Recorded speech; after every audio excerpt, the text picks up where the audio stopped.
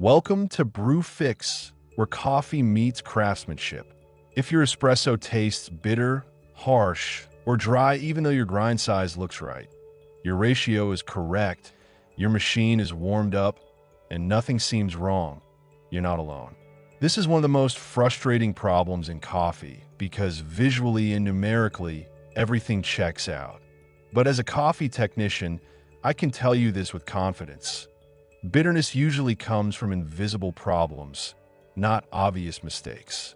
Today, I'll break down why espresso tastes bitter even when everything looks right, and how to fix it the correct way.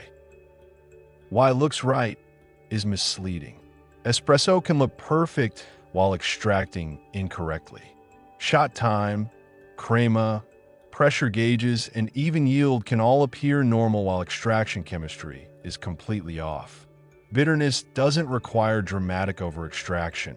It often comes from localized overextraction, where parts of the puck are pushed too hard while others are barely touched.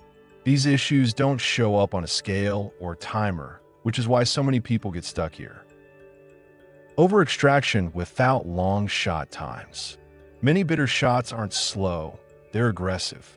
High initial flow, unstable pressure, or excessive fines can strip bitter compounds early in the extraction, even if the total shot time looks reasonable. This is especially common when grinders produce uneven particle sizes or when water hits the puck too forcefully at the start.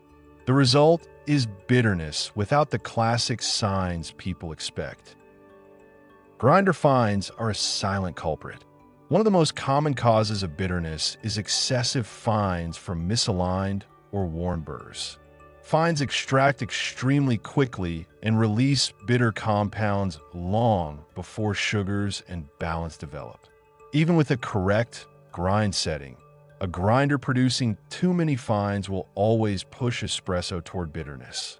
This is why bitterness often persists across different beans and recipes. The grinder is shaping extraction more than people realize. Temperature instability you can't see. Temperature doesn't have to be wildly wrong to cause bitterness. Even small fluctuations, especially during the first few seconds of extraction, can dramatically affect which compounds are pulled first. Machines that overshoot, recover unevenly, or fluctuate internally may still display a stable number on a screen while behaving very differently inside the brew path. Bitter espresso often comes from thermal inconsistency, not extreme heat. Water chemistry makes bitterness worse. Water that's too hard, too soft, or improperly balanced can exaggerate bitterness even when extraction is technically correct. Certain minerals bind with bitter compounds more readily, making espresso taste harsh and dry. This is why two identical setups can produce wildly different results in different locations.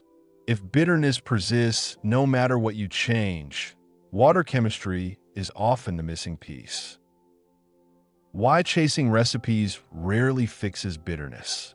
When espresso tastes bitter, people usually grind coarser, lower the dose, or shorten the shot.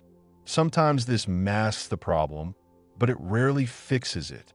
Without addressing grinder behavior, flow dynamics, temperature stability, and water quality, bitterness simply reappears in a different form. This is why bitterness feels so stubborn.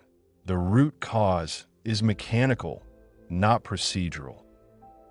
If your espresso tastes bitter even when everything looks right, the problem isn't your effort, it's what you can't see yet.